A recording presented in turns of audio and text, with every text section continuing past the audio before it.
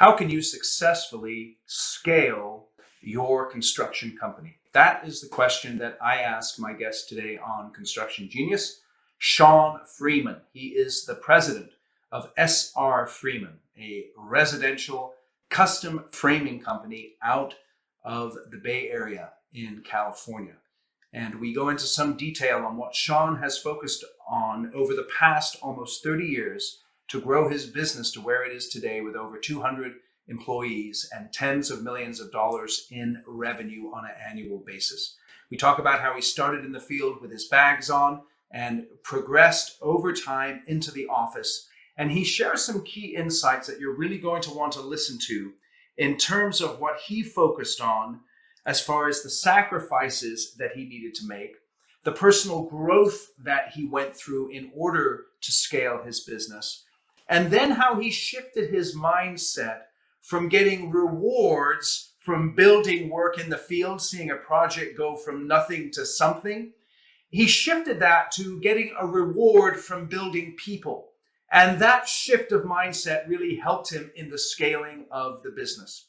So if you want to scale your business, today's interview is going to be extremely helpful to you. Please give us a rating or a review wherever you get your podcasts. Feel free to give me feedback via my website, ericanderson.com, or on LinkedIn. Enjoy this interview with Shone, and thank you for listening to Construction Genius. This is Eric Anderton, and you're listening to Construction Genius, a leadership masterclass. Thomas Edison said that genius is 1% inspiration and 99% perspiration. If you're a construction leader, you know all about the perspiration, and this show is all about the 1% inspiration that you can add to your hard work to help you to improve your leadership. Shone, thank you for joining me here on Construction Genius. Thanks, Eric. Thanks for having me. Appreciate it. You know, you're a little bit unusual. You're out of the Bay Area, and you are a large residential framing company. What sets you apart from the typical residential framing company, do you think? I think what sets us apart is, our size. Maybe we're not the biggest, but I think we're probably the biggest when it comes to a wood framing company that does custom projects. So we don't do multifamily, we don't do apartments or townhomes or things of that nature. We do custom homes and estates. We do just regular custom homes, and we do quite a few additions and add-ons, alterations, things like that. Everything to do with wood framing, siding, and a little bit of interior trim here and there. And you're kind of in a sweet spot there for custom homes, being in the Bay Area in terms of opportunities for some nice opportunities with custom homes there, huh? That's right. It's been a great area for us. What led you, as you started the business back in 1992, what led you to choose to do custom homes as opposed to going another route? It's a great question. Well, first of all, I loved it. I still think I'm a carpenter. So I did love carpentry. I loved everything about it. I loved framing. I started out as a general contractor. I made the detour to be a framing contractor for a few different reasons. Number one, I was starting to bid on as a general contractor a lot of the same projects that I was bidding on as a framing contractor. And I didn't really want to muddy the waters with my relationships with the general contractors. I didn't think that would be really good business, and I didn't like the conflicts that would bring. And then I thought I would have to be competing with all these guys if I was going to be a really good general contractor. And I thought that there was more of an opportunity for me in business to become a really, really good framing contractor. So that's how I chose that. What led you to be able to take it from sort of the startup situation where maybe you're, a one guy with his bag and maybe a couple of crews and framing, one house here, one house there. What did you focus on in order to be able to scale the business to where it is today?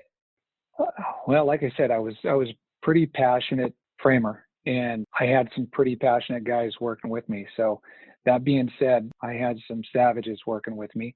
And so that gave me the confidence to take on more and more. So we would get custom houses, we'd knock them out, they would be awesome, and the word traveled pretty quick. So you built the business organically, but it was also based on the fact that it wasn't just you as sort of a one-man show, but you had a good crew of guys around you who were in it with you. Is that right? Absolutely. I've had great guys with me the entire time. How did you build relationships with those folks? How did you establish those relationships and, get them to stick with you, so to speak? Well, I would start off telling you, just being in the trenches and being around them, you get a good sense of who they are, and they get a great sense of who you are.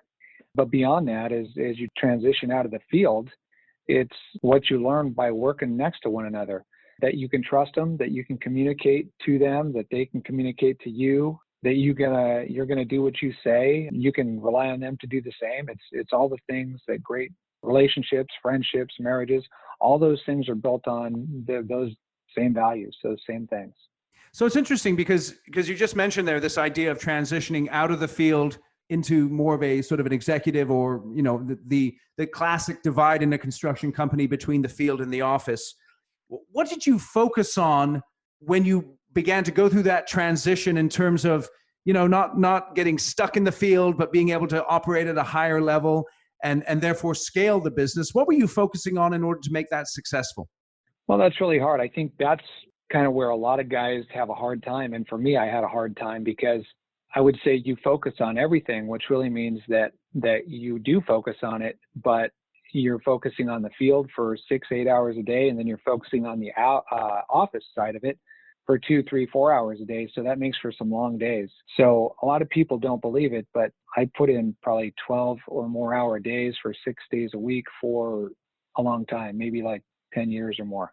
So you really have to focus on both sides. So there is a huge sacrifice, and my wife made a sacrifice. My kids, when they were little, made a little sacrifice, but that's what I needed to do to get to the next level. At what point were you able to perhaps shift that balance a little bit from both being in the field and the office to being more in the office and less in the field? When did that begin to happen? Yeah, that's a good question. I would say it was just little by little. So maybe, year by year,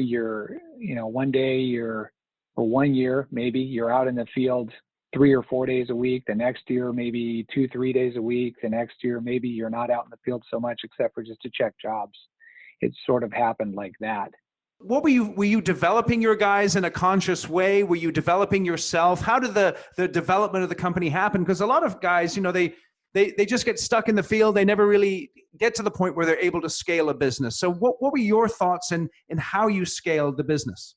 Yeah, I was definitely developing my guys in a really conscious way. We would do roof classes, we do layout classes, we do them on the weekends, we do them after work. All that while I was trying to develop myself as somebody who wanted to have a business succeed. While I was trying to develop them, I was trying to develop myself and teach myself stuff that I didn't even know. What kind of stuff were you that you didn't know that you needed to teach yourself that was most important? Oh, Eric, I used to do payroll by hand with a little, triplicate book and looking at tax tables out of booklets, so I got QuickBooks and tried to learn myself. And then I hired a bookkeeper who was way smarter than me, and she taught me a bunch, and my accountant taught me a bunch. And I read a lot of books, and I went to a lot of seminars, and it was just nonstop. It seemed like constant stuff that you have to try to immerse yourself in and learn. So it's interesting because you started the business in the field, and then you realized that in order to grow it, you had to commit not only to working in the field, but those long additional hours of working in the office. But then that commitment to develop yourself and not being satisfied with where you're at, and understanding that there's certain things that you need to learn from an executive point of view in order to grow the business. Yeah, like I said, I was always really I went deep into carpentry, and a lot of my guys did too. And I was really passionate about it. And I took that same sort of passion. And once I learned what I thought I needed to learn for business, and I sort of did the same with that. So whatever I could get, whatever I was really interested in, I'd talk to other people who knew more. I'd get little nuggets here and there. I'd read books. It was just it wasn't really a linear transition or a linear education, but I was enough to cobble some things together that really worked for me.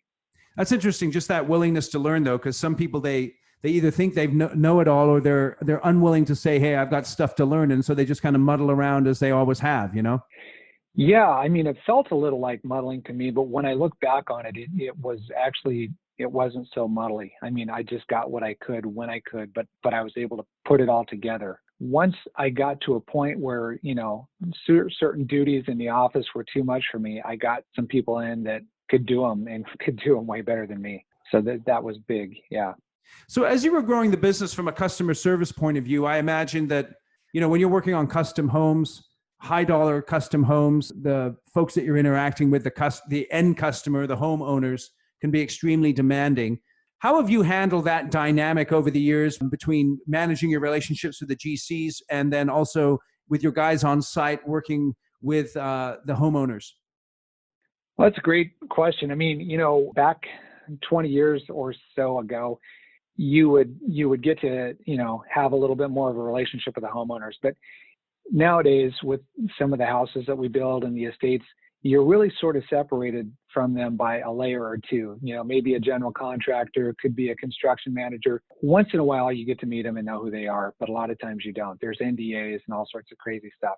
That's one of the benefits, or one of the fun things that's still in play for us with doing some of the smaller jobs, is you still get to actually meet the people that you're building for. So there's nothing wrong with either way. It's just kind of keeps it a little bit more real when you actually understand who's going to be living in the house, and it's something a little bit more tangible. So yeah, back to the first part of your question, how do you deal with the contractors and maybe the expectations and your guys and how they're supposed to handle the expectations, and how you look at things from a carpenter versus what homeowner or the general contractor's unrealistic expectations are. Inside of a lot of that, I think I'd bottle that up and call it, sometimes conflict resolution, or looking at things from a different perspective. There's been a lot of that back and forth. So you have to understand how your guys see it, maybe, and then you have to have them understand how it's seen from the homeowner's point of view, or how it's seen from the general contractor's point of view. And so that they can maybe get by and not take things so personally, and learn that there's a little give and take. That's always been a big thing for me. I think if you can get one side to understand how the other side might see it, then there's more willingness to have some give and take. Interesting. So as you're developing your guys and gals that are working for you, let's say you have someone who's really talented, but maybe there's some challenges or issues that they're having. What do you work with them on in terms of what they should focus on to grow their careers and continue to make a contribution at your company? What are some of the issues and challenges that you come across? Communication is a big one, especially now with so many different modes of communication, right? Email, text, phone conversations, not as many as there used to be, person-to-person conversations. It seems like there were enough barriers to good communication before, but now they're even more so, and they're exacerbated because really email and text is hardly communication. It's sometimes information transfer, but the communication a lot of times is what we're talking about. So are you working with your guys to make sure they're getting on the phone or going out to the job site and having those face-to-face conversations? Yeah, as much energy as I put into it, it still doesn't happen as often or as good as I would like. Oh, that's interesting. So as just take me back to when you started in the industry, even before you started your company, did you have a mentor or someone who kind of took you under their wing that had a big influence on you? That's a great question. You tend to forget those, but yes, I had a bunch, and they all sort of taught me some different aspects.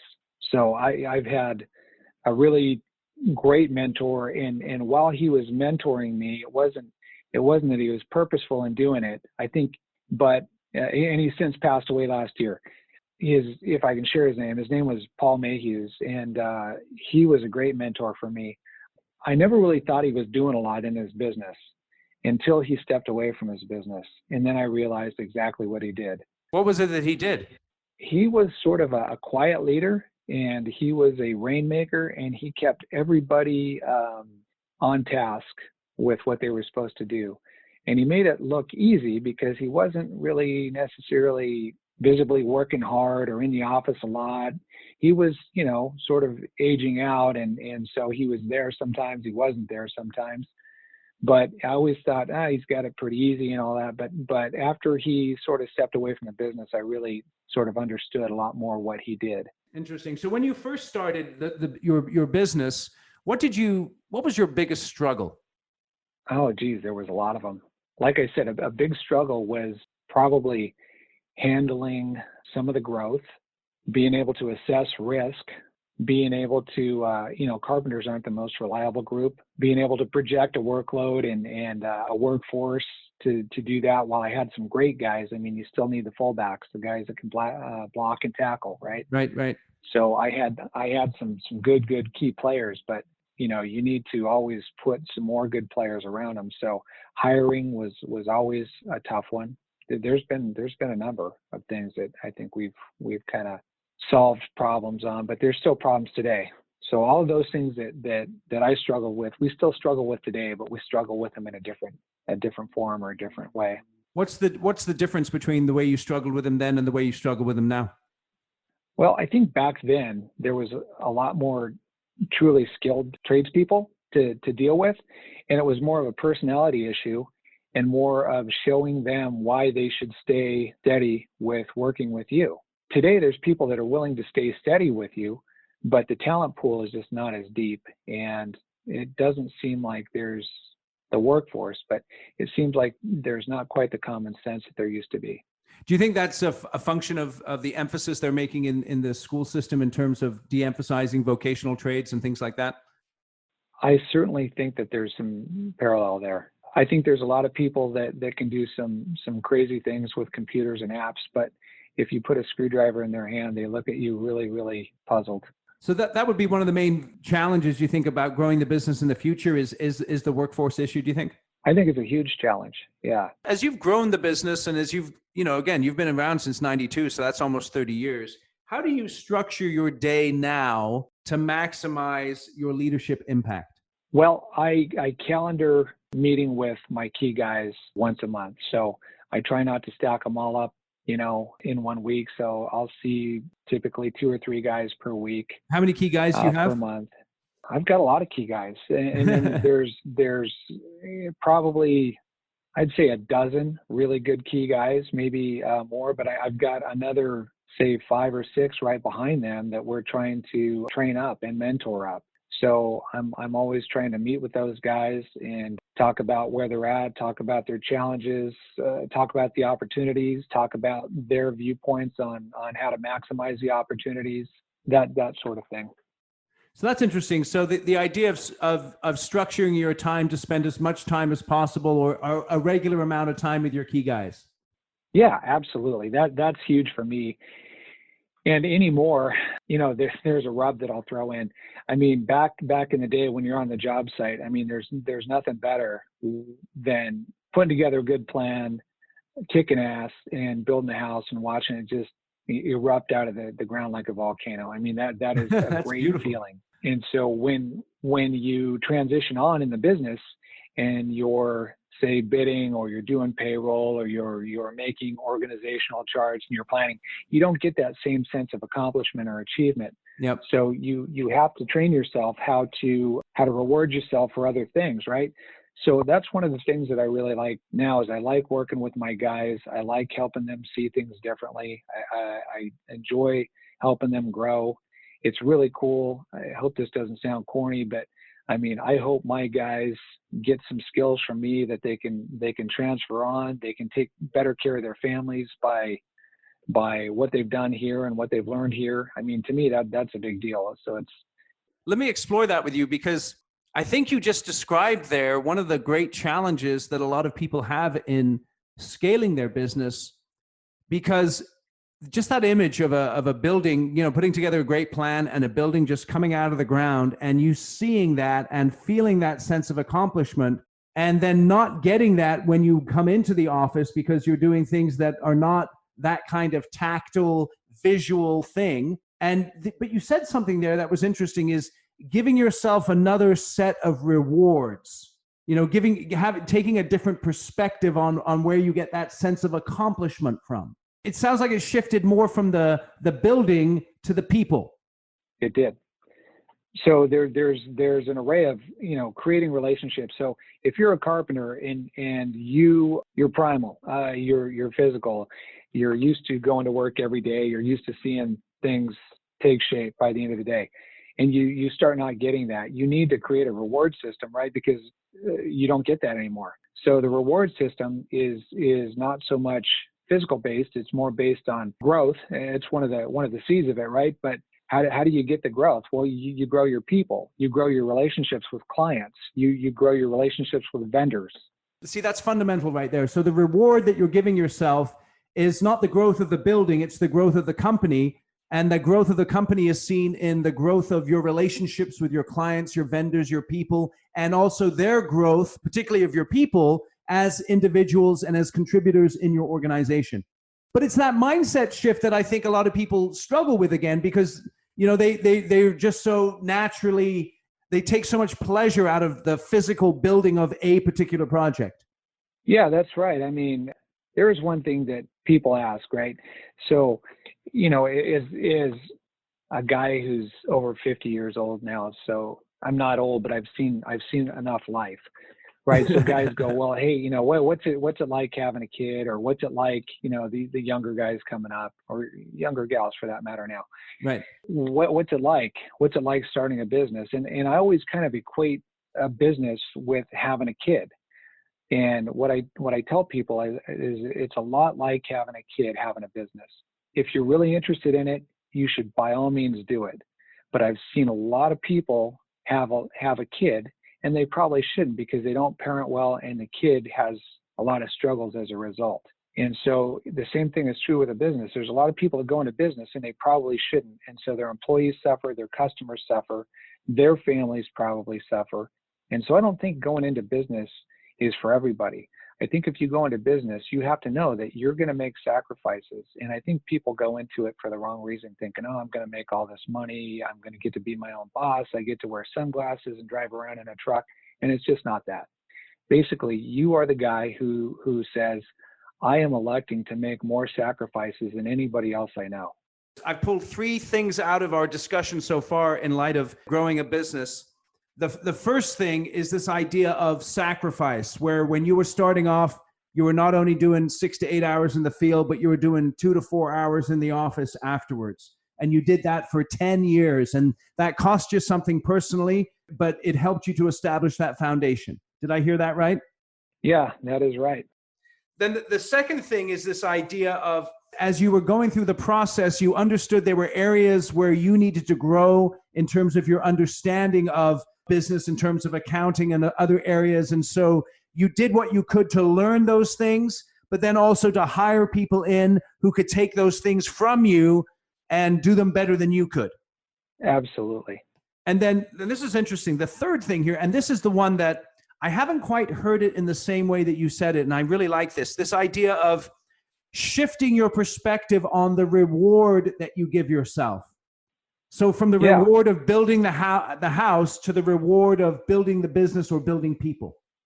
That's right. It's very interesting. So let's say you were talking to, and you just talked about it, someone wanting to start their own business.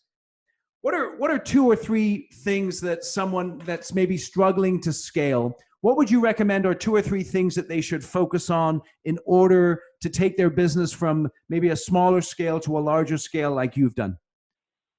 Well, you got to be excellent. Okay. So you got to really care about doing excellent work. You got to care about setting up an excellent business, which really a business is it's a clearinghouse where customers and employees meet up and everybody hopefully gets their needs met. So you got to set up a good business where your employees get taken care of well and your clients get taken care of well. I haven't heard it like that. A clearinghouse where customers and employees come together and hopefully get their needs met. But that's interesting, an interesting perspective again, because, from a business owner's perspective, you have 2 sets of customers, your employees in a certain way are your customers, as well as your actual customers. Absolutely. Yeah. You have internal customers and external customers. That's right. Excellent. Excellent. So I've got some real key takeaways here in terms of growing a business. I do like to ask my guests on the show a sort of a non-business question. And Shone, tell me, what's your favorite place to eat down there in the San Jose area? My favorite place to eat, hands down, Original Joe's. Original Joe's? Yeah, it's old school Italian. The guys still dressed in tuxedos, that serve you. It wasn't up until probably 5 years ago that they didn't take anything other than cash. It's pretty charming in a Dean Martin kind of way. That's classic. And what's your favorite dish at Original Joe's? Chicken parm. Chicken parm. Get some. All right. So Chicken Parm, and that's Original Joe's down in, where is that located? Just so we can give them a shout out. I think it's on South First Street. Yeah, San Carlos. It's on San Carlos Street. Okay, in San Carlos. It's in San Jose, but it's on San Carlos Street. Okay, San Carlos Street in San Jose, Original Joe's. Check it out. Tell them that Sean sent you for the Chicken Parm. Right on. That's it. I appreciate you joining me on today's show, Sean. Thanks very much. My pleasure, Eric. Awesome. Thank you for listening to this episode of Construction Genius. Hope you found that 1% of inspiration to help you in the next few days. If you like the show, please give us a 5-star review on iTunes, share it with other construction leaders who you think would benefit, and always remember that the show is brought to you by Kick-Ass Meetings. I've been working with construction leaders since 2004, teaching them how to run extremely effective problem-solving meetings that gets their people collaborating, taps into their creativity, and to get yourself a free copy of the Kick-Ass Meeting Report, go to www.ericanderton.com/kickassmeetings. Grab yourself that free report, read it, use it in your business. You'll find it extremely useful. And thanks again for listening.